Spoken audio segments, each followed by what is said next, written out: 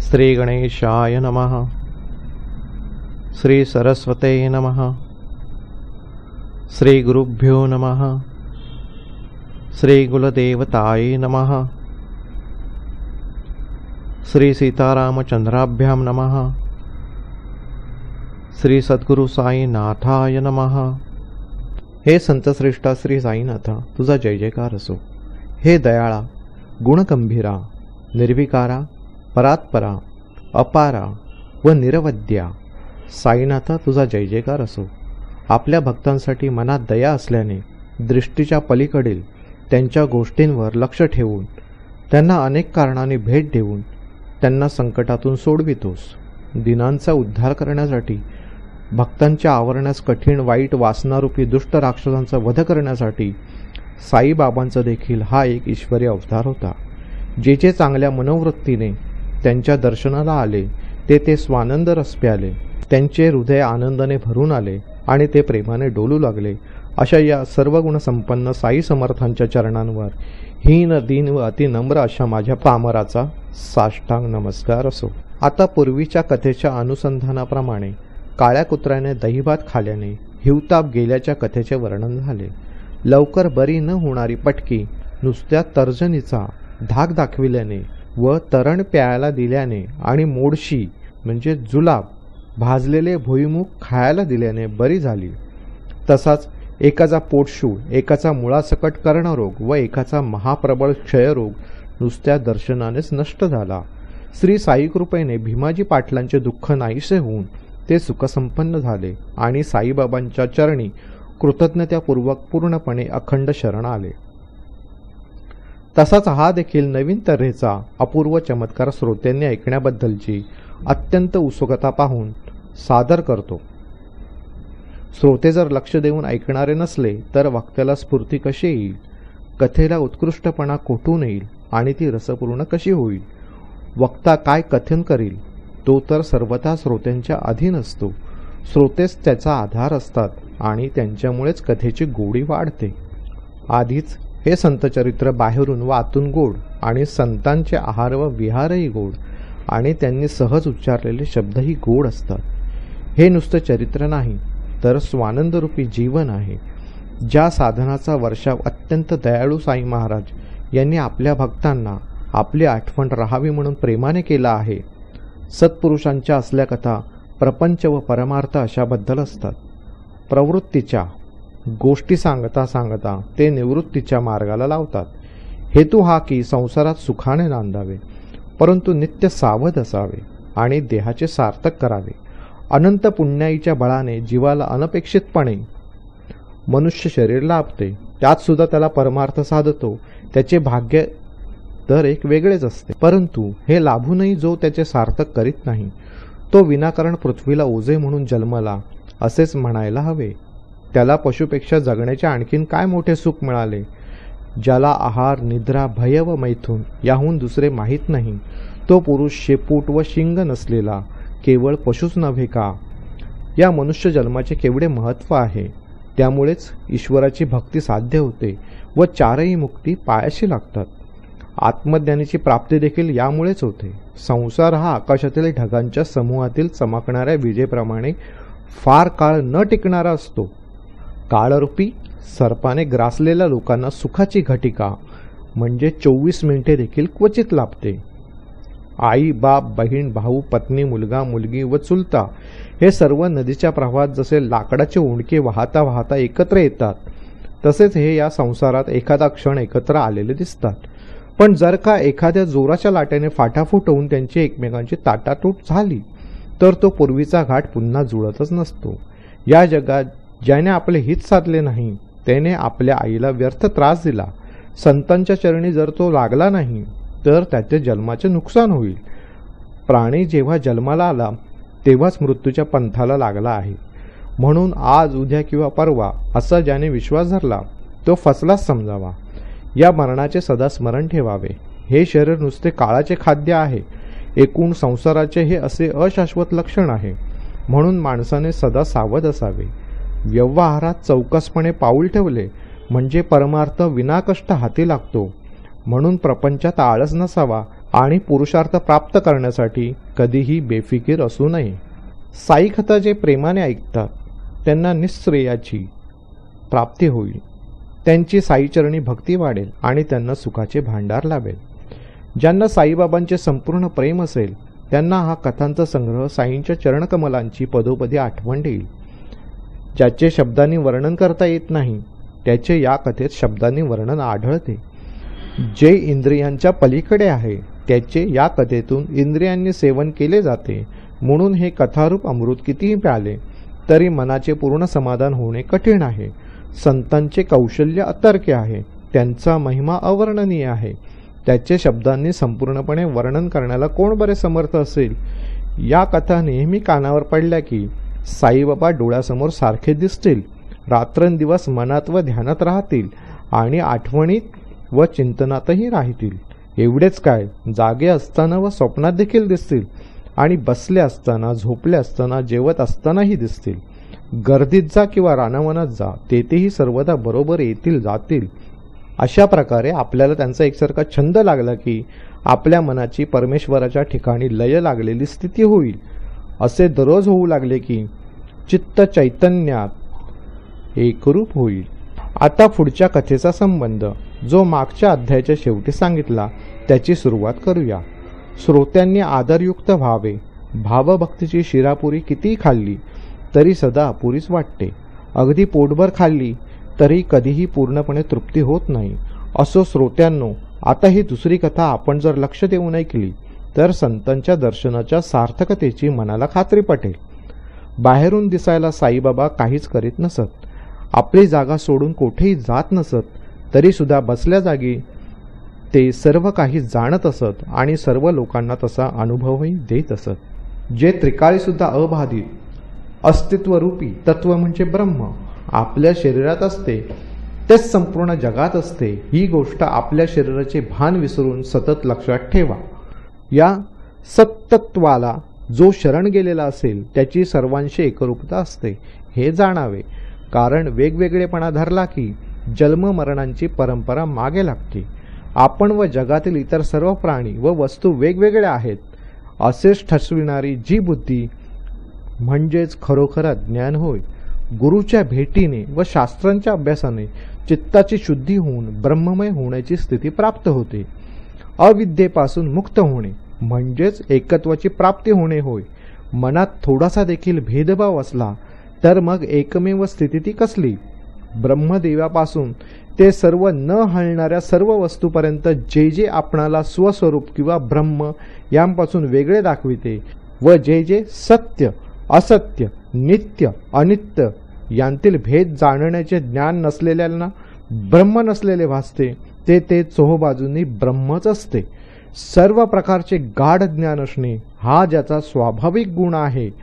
संसारातील कर्तव्यांना जेथे वाव नाही आणि जेथून नाव व रूप यांचा ठिकाणच पुसून टाकलेला आहे तेच हे अवयवांशिवायचे ब्रह्म होय. आपल्याला स्वस्वरूप किंवा ब्रह्म यांपासून वेगळे समजण्याच्या स्वभावामुळे अज्ञान व मोह यांच्या घोडचुकांमुळे जे चित्त नानात्वाच्या संभ्रमात घोटाळते त्याला एकत्वाने ज्ञान झाले की ते स्वस्थ होते. मी वेगळा इतर लोक वेगळे असे ज्यांना काही निराळे दिसत नाही, ज्यांना हे सर्व जग अखंड व एकच रसाने भरलेले आणि त्याशिवाय आणखीन दुसरे काही शिल्लक राहिलेले नसते, ज्यांना नाव व रूप यांसह कार्य करणे ही कटकटच वाटते, ज्यांनी नानात्व सर्वदा टाकून दिलेले असते त्यांचे ब्रह्म होणे ते हेच होय. या जगात आपणच फक्त आहोत. आपल्याशिवाय दुसरी रिकामी जागाच नाही. आपण 10 दिशा पूर्णपणे व्यापून आहोत आणि आपल्याशिवाय दुसरे काही नाही हीच भावना दृढपणे धरावी. भूलविणाऱ्या मायेला दूर सारावे. आपल्याशिवाय दुसरी परकी वस्तू नाही हे लक्षात ठेवून आपली दृष्टी आवरून ठेवावी. श्रोत्यांना सहज शंका येईल की हा भेदभाव कसा उत्पन्न होतो. ब्रह्म हे जाणण्याची वस्तू व जीव हा ते जाणण्याचा प्रयत्न करणारा, ही अशी भावना जाण्याला उपाय कोणता. थोडीशी जरी भेदबुद्धी असली तरी अनन्यत्वाचा नाश होतो. तात्काळ नानात्व पण उत्पन्न होते आणि हेच जन्ममरणाला कारण होते. अविद्यारूपी अंधारी दृष्टी दूर झाली की सर्व सृष्टी देखील दिसेनाशी होते आणि दृष्टीमध्ये फक्त स्वस्वरूप भरून राहते आणि नानात्व लगेच पळून जाते. शुद्ध पाण्यात शुद्ध पाणी मिसळले की ते सर्व एकच होते. पूर्वीचे व आताचे सारखेच दिसते आणि वेगळेपणाची ओळखच उरत नाही. लाकडाच्या तुकड्यांचा आकार वेगवेगळा असतो, परंतु त्यांना पेटविले की ते अग्निस्वरूपात एकच दिसतात. त्यांचा तुकडेपणा राहत नाही आणि आकारही राहत नाही. आपल्या अग्निस्वरूपाने ते विलीन होऊन जातात. त्याचप्रमाणे आत्मा एकच आहे. या ज्ञानाला आणखीन दुसरे प्रमाण देऊन सिद्ध करण्याची जरुरी नाही. सर्व प्राण्यांमध्ये आत्मा पूर्णपणे भरलेला असतो, परंतु रूपविहीन असल्याने डोळ्यांना दिसत नाही. खोट्या कल्पनांमुळे प्राण्यांचे चित्त सदा घोटाळ्यात पडते आणि त्यामुळे तो जन्ममरणांची दुःखे अनुभवित सर्वदा शुद्ध मनस्थितीत असतो.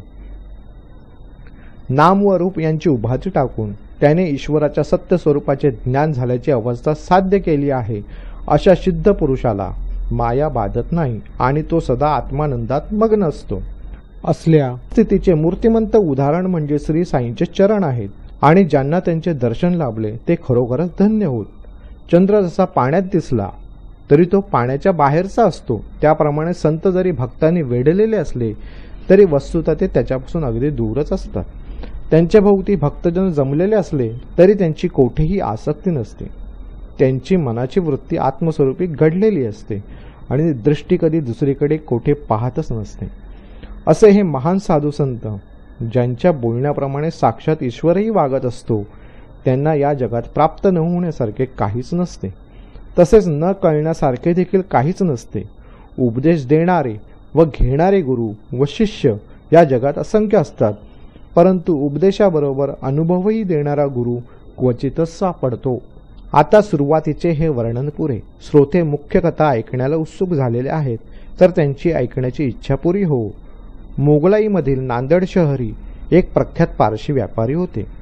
ते अत्यंत धार्मिक व लोकप्रिय असून त्यांचे नाव रतनजी शापूरजी वाडिया होते. त्यांच्याकडे धनसंपत्तीचा अफाट पसारा होता. गाड्या, घोडे, शेती व राने तर भरपूर होती. स्वतः रतनजींचे दार सदा मोकळे असायचे आणि त्यांच्या दारातून कोणीही निराश होऊन माघारी जात नसे. बाहेरून दिसायला रात्रंदिवस असे आनंद सागरात ते डुंबत असले तरी आतून रतनजी शेठजींना आवरण्यास कठीण अशा चिंतारूपी मगरीने सदा घेरले होते. हा तर ईश्वराचा सिद्धांतच दिसतो. कोणालाही निर्भळ सौख्य नसते. कोणास काही हुरहुर पाठीशी राहतेच. कोणी म्हणेल की मीच मोठा, मीच खूप ऐश्वर्याने महान आणि म्हणून मी उलटा चालू लागेन आणि उगाच ताठ होईल म्हणून की काहीही व्यंग नसले तर दृष्ट लागेल म्हणून ब्रह्मदेव स्वतःच्या हाताने जाणून बुजून थोड्याशा व्यंग्यत्वाचे गालबोट त्याला लावतो, असे स्पष्ट वाटते. भरपूर द्रव्य व सोने असलेले रतनजी शेठ आल्या गेल्यांना अन्न खाऊ घालीत, गरिबांचे दैन्य दूर करीत आणि सदा सर्वदा प्रसन्नचित्त असत. एकूण जगाच्या दृष्टीने शेठजी अत्यंत सुखात होते. परंतु निपुत्रिकाचे संपत्तीचे सुख काही कामाचे नसते. एकामागून एक 12 मुलींचा पसारा असल्याने त्यांना सुखाचा वारा कोठून लाभायला आणि मन स्वस्थ कोठेच राहायला. भक्तीशिवाय तर हरीचे कीर्तन असेल, ताल किंवा स्वराशिवाय जर गाणे असले, तर जानव्याशिवाय जर ब्राह्मण असला तर त्यांची काय शोभा. सर्व कलांमध्ये पारंगत असेल परंतु चांगल्या वाईटाचे ज्ञान नसेल, सदाचार पाळणार असेल परंतु प्राणीमात्रांवर दया दाखवत नसेल, तर त्याची काय शोभा. कपाळावर गोपीचंदनाचा टिळा असेल, गळ्यात तुळशीच्या माळा भुशविल्या असतील परंतु जिभेने साधू संतांची टिंगल चालू असेल, तर त्याची काय शोभा. पश्चात्तापाशिवायची जर तीर्थयात्रा असेल, गळ्यातील हाराशिवाय जर दागिने असतील, मुलाशिवाय जर गृहस्थाचे घर असेल, तर त्याची काय शोभा.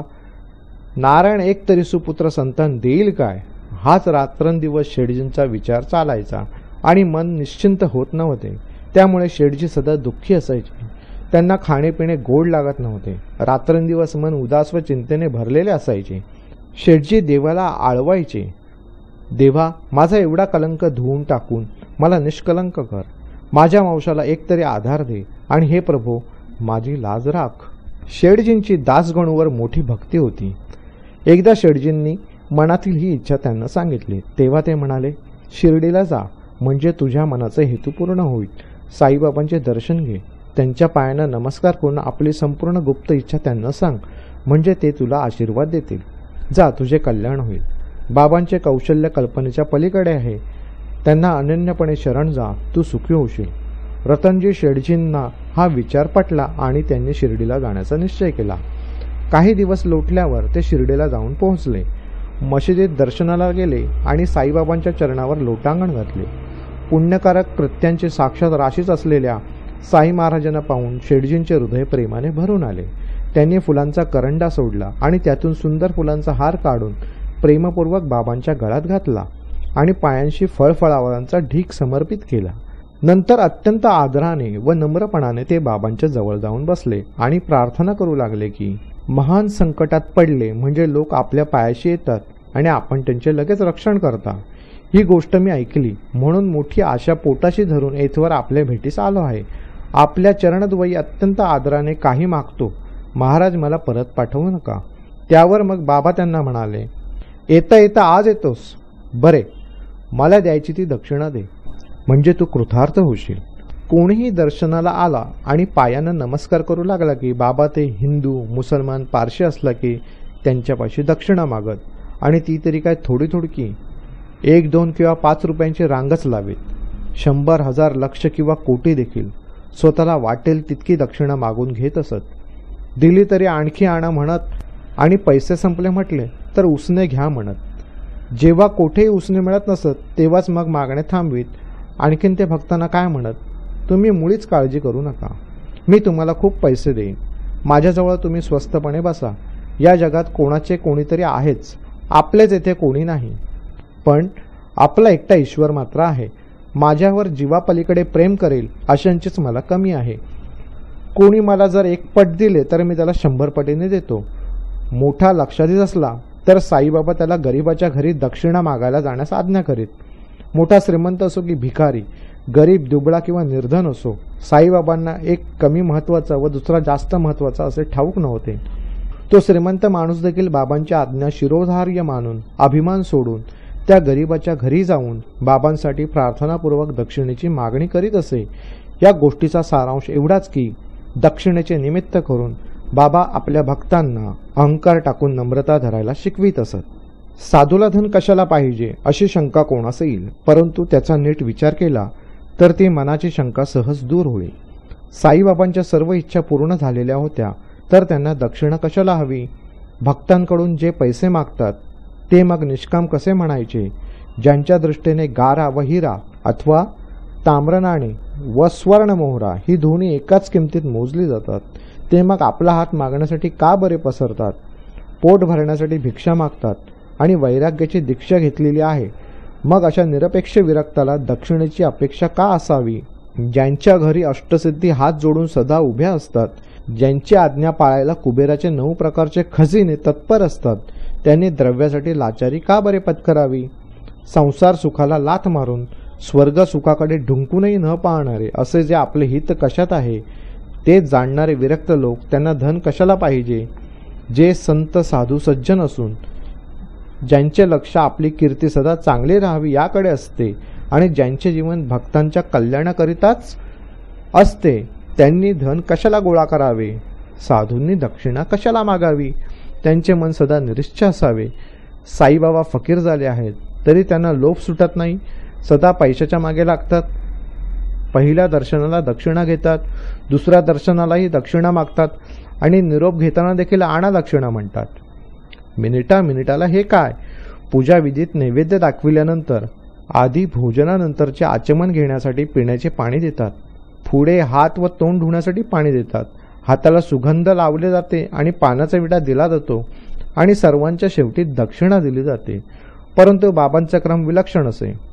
चंदनाचे गंध लावताच किंवा अक्षता वगैरेंनी भूषविताच ते दक्षिणा देण्याच्या विधीचे अपेक्षा करीत आणि सुरुवातीच्या प्रार्थनेचा आरंभ करता ते दक्षिणा मागत. त्यामुळे ओम तत्सत ब्रह्मार्पणमसू हा दक्षिणा देण्याचा मंत्र त्याच क्षणी म्हणावा लागे. परंतु या शंकेचे निरसन करायला फार प्रयत्न करावा लागणार नाही. क्षणभर लक्ष द्याल तर समाधान पावाल. धनाचा जो संग्रह करायचा त्याचा उद्देश आपल्या हातून धर्म घडावा हा आहे, परंतु लोक ते धन शुल्लक, रतिसुख व इतर ऐहिक सुखे भोगण्याप्रित्यर्थ वाटेल तसे खर्च करतात. खरे पाहता पैसा गाठी असला म्हणजे शास्त्रांचा अभ्यास धर्म कार्य व दानधर्म निश्चितपणे करता येतात आणि त्यामुळे परमात्म्याविषयीचे ज्ञान जोडता येते. असा हा स्वतःचा पैसा परमेश्वराकडे नेणाऱ्या मार्गावर आपल्याला चढवितो आणि मग मनाला सुख शांती लाभते. सुरुवातीला पुष्कळ दिवसपर्यंत बाबा काहीही घेत नव्हते. जळक्या काड्या गोळा करीत आणि त्याच खिशात भरीत असत. भक्त असो की अभक्त असो कोणापाशी काहीच मागत नसत. एखाद्याने जर तांब्याचा पैसा ठेवलास तर त्याची तंबाखू किंवा तेल विकत आणीत. तंबाखूचे प्रेम फार होते आणि विडी किंवा चिलीम पण ओढत असत. त्यातून चिलमीच्या ओढण्याला सीमाच नव्हती. बहुतेक ती सदा पेटलेलीच असायची. पुढे कोणाच्या मनात आले की संतांच्या दर्शनाला रिकाम्या हाताने दक्षिणेशिवाय कसे जावे, म्हणून ते दक्षिणा घेऊन जाऊ लागले. एखाद्याने 1 पैसा दिला तर खिशात घालीत असत, परंतु जर ढब्बू पैसा 2 पैशाचे नाणे ठेवला तर जसाच्या तसा परत करीत असत. असा क्रम खूप दिवस चालला. पण पुढे काही काळानंतर साईबाबांचे महात्म्य वाढले. भक्तांचे थवेच्या थवे येऊ लागले आणि विधीपूर्वक त्यांचे पूजन चालू झाले. पूजेची पूर्णता सोने, फुले व दक्षिणा दिल्याशिवाय होत नसते. हा नित्य पूजेचा विधिक्रम पूजा करणाऱ्यांना शास्त्रांच्या आधारासह ठाऊक होता. राजाला अभिषेकाच्या वेळी पाणी शिंपडताना किंवा पाद्यपूजा करताना पूजा करणारे भेट आणतात. तसेच गुरुच्या पूजेलाही दक्षिणा आणली जाते. उच्चादिवी दक्षिणावंत, दक्षिणा देणारे उच्च पदाला म्हणजे स्वर्ग लोकाला पोहोचतात. हिरण्यद्या, अमृतवंत, सुवर्णदान किंवा हिरण्य नामक नाणी देणाऱ्यांना मोक्ष प्राप्त होतो. व हेमदाता शुद्धिमंत, सोने देणाऱ्याचे चित्त शुद्ध होते असे वेद भागात सांगितले आहे. गंध लावल्याने शुद्ध पावित्र्य प्राप्त होते. अक्षता वाहिल्याने आयुष्याची वाढ होते. फुले व पानाचा विडा अर्पण केल्याने संपत्ती व ऐश्वर्य प्राप्त होते आणि दक्षिणा दिल्याने खूप द्रव्याची प्राप्ती होते. पूजेच्या साधनात जसे गंध, अक्षता, फुले व विडा हे महत्त्वाचे, तसेच दक्षिणा व सोन्याचे फुलही महत्त्वाचे असून त्यामुळे बहुधनतेचे फळ वाट्यास येते. देवाच्या पूजेच्या प्रसंगी तिच्या पूर्णतेसाठी जशी दक्षिणा लागते तसेच व्यवहारात व्रतांच्या उद्यापनासाठी प्रसंगी व वायनदानी म्हणजे काही व्रतांनिमित्त ब्राह्मणांना किंवा सुवासिनींना फळे, मिठाई वगैरे देणगी देतात तेव्हा सुवर्ण द्यावे लागते. जगाचा हा घेण्या देण्याचा सगळा व्यवहार रोख पैशावरच केला जातो. आपली प्रतिष्ठा कमी होऊ नये म्हणून लोक अशा प्रसंगी यथायोग्य पैसा खर्च करून ती कायम ठेवतात. हिरण्यगर्भ, गर्भस्थम इत्यादी मंत्र उच्चारून देवपूजेला जर दक्षिणा मान्य आहे तर मग ती संत पूजनाला का नको? संतांच्या दर्शनाला जाताना आपापल्या ज्ञानाप्रमाणे कोणाच्या काय मनात कल्पना असतात. सर्वांचे एकमत जुळणे कठीणच असते. कोणाच्या मनात भक्तीचा भाव असतं तर कोणी संतांची पारख करायला जातो, तर कोणी म्हणतो आपल्या मनातले सांगेल तोच या जगात खरा संत होईल. कोणी दीर्घायुष्य मागतात तर कोणी हत्ती, सोने, संपत्ती व मालमत्ता मागतात. कोणी पुत्र, पौत्र वगैरे मागतात तर कोणी कधीही कमी न होणारी सत्ता मागतात. बाबांची शैली खरोखरच अगाध व आश्चर्यकारक होती. कोणी ग्रहस्थ जरी त्यांची चेष्टा किंवा बदनामी करण्याच्या हेतूने गेला तरी त्यांची ती दुष्टबुद्धी नष्ट होऊन जात असे आणि तो त्यांच्या चरणकमली रमून जात असे. हे भाग्य जरी त्याच्या प्रारब्धात नसेल तरी त्याच्या मनाला पश्चाताप तरी होत असे आणि त्याचा अहंकार खात्रीने गळून जाऊन बाबांचा खरा व निश्चित बोध तो अनुभवत असे. हे सर्वसामान्य भक्त सदा सर्वदा संसारात आसक्त होते. त्यांची मने दक्षिणा देऊन शुद्ध व्हावीत हीच बाबांची इच्छा होती. यज्ञेन, दानेन, तपसा हे वेदवाक्य आत्मज्ञान प्राप्त करून घेण्यास उत्सुक असणाऱ्यांना दक्षिणा देण्याच्या साधनाची युक्ती स्पष्ट शब्दात सांगत असे. भक्त स्वार्थी असो की परमार्थी असो दोघांनीही इच्छित प्राप्तीसाठी व आपल्या कल्याणासाठी आपल्या गुरुला दक्षिणा द्यायला हवी. ब्रह्मदेवाने देखील देव, दैत्य व मानव या त्यांच्या 3 बालकांना त्यांनी ब्रह्मचर्य संपल्यावर उपदेश मागितला असताना हेच सांगितले. द या एका अक्षराचा उपदेश केला आणि त्यावरून ते काय समजले हे विचारून तो पक्काही केला. गुरु व शिष्य यांचा खेळ विलक्षण असो. दांत व्हावे म्हणजे संयम करावा असे देव समजले. दया करावी असे असुर समजले व दान करावे असे मनुष्य समजले आणि ब्रह्मदेव हे ऐकून बरोबर आहे, तुमचे कल्याण हो असे म्हणाले. हे देव दुसरे कोणी नसून मानवच असतात. फक्त स्वभावाने ते वेगळे असतात. जे उत्तम गुणयुक्त असतात परंतु इंद्रियांचा संयम नसतो त्यांना देव म्हणतात. असुर देखील मानवच असतात, पण ते हिंसा करणारे दुष्ट व क्रूर असतात. मानवांना महाभयंकर लोभ गांजत असतो. असे मानवाचेच 3 प्रकार आहेत. लोभाने ग्रासलेल्या मानवाला लोभरूपी खड्ड्यातून बाहेर काढण्याकरिता कृपेचे सागरच असलेले श्री साईनाथ भक्तांच्या कल्याणाच्या इच्छेने त्यांना हात वर ओढून घेत असत. तैत्तिरीय उपनिषदात पहिल्या वल्लीच्या 11व्या अनुवाकात ज्ञानाचे अनेक प्रकार सांगितले आहेत.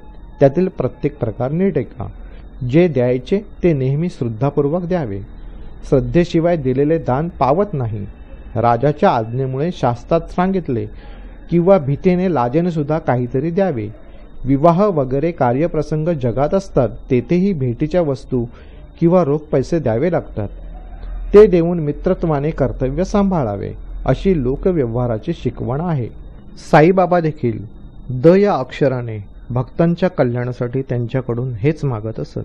ते म्हणत, दया करा, दान द्या आणि दांत व्हा, म्हणजे इंद्रियांचे दमन करा, म्हणजे अत्यंत सुख पावाल.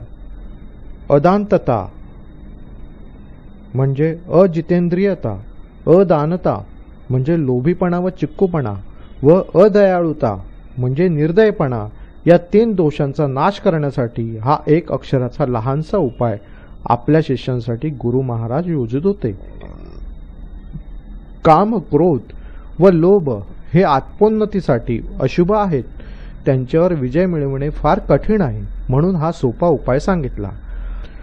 हा दकाराचा एकाक्षरी उपाय जसा श्रुतीत तसा स्मृतीतही सांगितला आहे आणि तेथेही याच उपदेशाला दुजोरा दिलेला आहे. काम, क्रोध व लोभ ही नरकाची 3 दारेच आहेत. त्यांच्या पायी आपला नाश ठरलेला, म्हणून त्यांना निश्चितपणे सोडून द्यावे. श्री साई समर्थ अत्यंत दयाळू आहेत. भक्तांच्या कल्याणासाठी त्यांच्याकडून ते दक्षिणा मागत होते आणि त्यामागचे शिक्षण देत होते. दक्षिणेची तर काय किंमत. गुरुचे वचन पाळायला जो आपला प्राण देखील द्यायला तयार नाही, त्याचा परमार्थ काय कामाचा. खरेच भक्तांच्या कल्याणाशिवाय बाबांना दक्षिणेचे काय कारण असणार. त्यांचे स्वतःचे जीवन काही दक्षिणेवर अवलंबून नव्हते. पोट भरण्यासाठी तर ते भिक्षा मागत होते.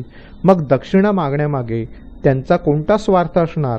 दक्षिणेचे दान देऊन आपल्या भक्तांचे चित्त शुद्ध व्हावे, हाच त्यांचा हेतू होता. सारांश वर दर्शविलेल्या वेदवचनानुसार दक्षिणेचे दान आधी घडवून आणल्याशिवाय गुरुचे पूजन संपूर्ण होत नसते. आता हा दक्षिणा ग्रंथ पुरे. त्याच्या चर्चेचा अर्थ स्पष्ट झाला. बाबांना असली आशा नव्हती किंवा स्वार्थ नव्हता. फक्त भक्तांच्या कल्याणाकरता ते दक्षिणा मागत होते. तरी आता पुढचा कथाभाग संपूर्णतया निवेदन करूया. त्यातील रतनजी दक्षिणा प्रसंग व साईबाबांचे छानसे कौतुक ऐकावे. श्रोत्यांनी हे अद्भुत कथानक पूर्ण सद्भावपूर्वक ऐकावे आणि साईबाबांचे स्वरूप कसे व्यापक व अलौकिक आहे ते पाहावे. शेडजींकडून दक्षिणा मागताना साईबाबांनी पूर्वीचा वृत्तांत सांगितला, परंतु शेडजीच्या चित्ताला आठवत नव्हता. म्हणून त्यांना आश्चर्य वाटले. तू मला 3 रुपये 14 आणे दिले होतेस ते मला ठाऊक आहे. आता बाकी राहिलेले जे तू आणले आहेस त्याची मला दक्षिणा दे. रतनजी शेडजींना बाबांचे हे पहिलेच दर्शन होते. तेव्हा बाबांचे हे बोलणे ऐकून ते आश्चर्यचकित झाले आणि आठवू लागले, आपण पूर्वी शिर्डीत कधी आलो नाही किंवा कोणाबरोबर काही पाठविले नाही. असे असता साई महाराज जे म्हणतात ते आश्चर्यकारक नाही का. असे कधी घडलेच नसल्याने ते मनात फार अवघडून गेले. त्यांनी बाबांना दक्षिणा दिली आणि नमस्कार केला, परंतु ते कोडे काही त्यांना उलगडले नाही. शेवटी ते तसेच राहून गेले. शेडजींनी आपल्या येण्याचा हेतू सांगितला. पुन्हा पायी लोटांगण घातले आणि हात जोडून बसले. शेडजी मनात खूप समाधान पावले आणि म्हणाले, बाबा बरे झाले, आज आपल्या पायांचे दर्शन झाले. माझे पूर्वजन्मीचे भाग्य उदयाला आले.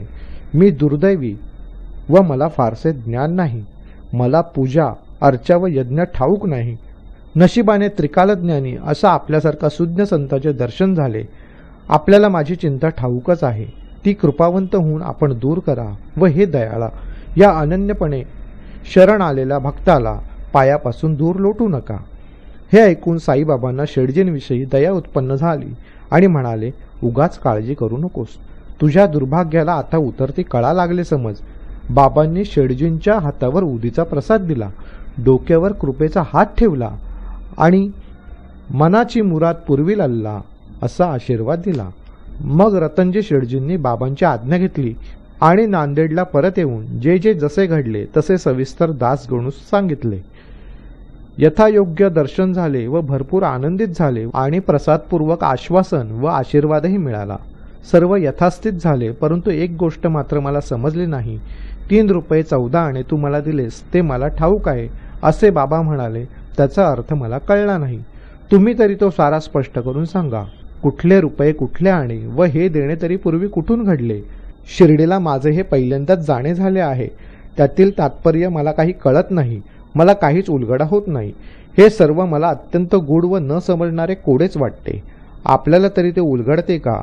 दासगणू विचार करू लागले. हा तर एक चमत्कारच झाला. काय बरे याचा अर्थ असावा?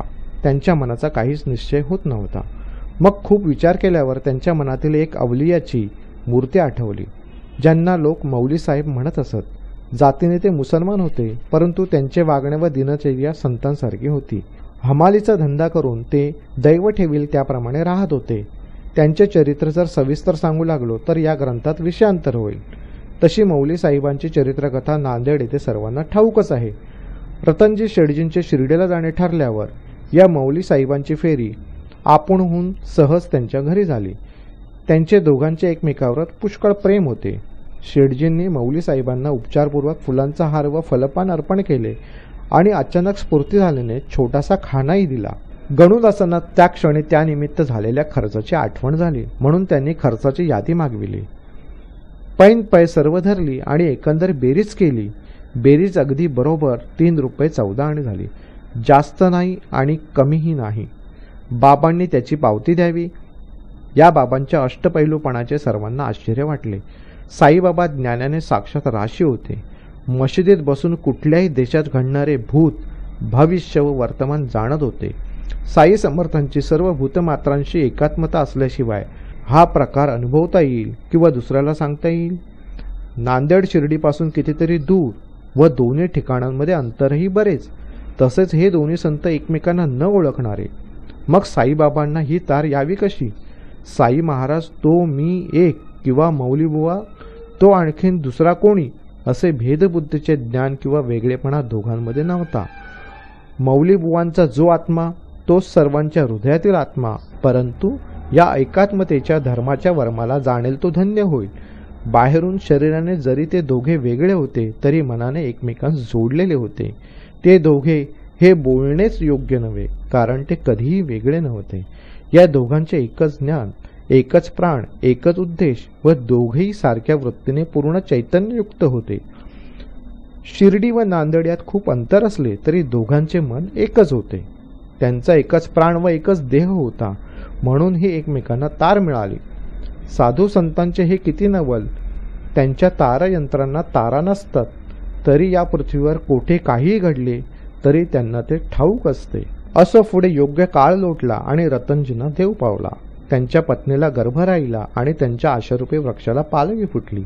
योग्य वेळी त्यांचे कुटुंब बाळंत झाले आणि बाबांचे आशीर्वचन खरे झाले. पुत्र रत्न जन्माला आल्याने रतनजी आनंदित झाले.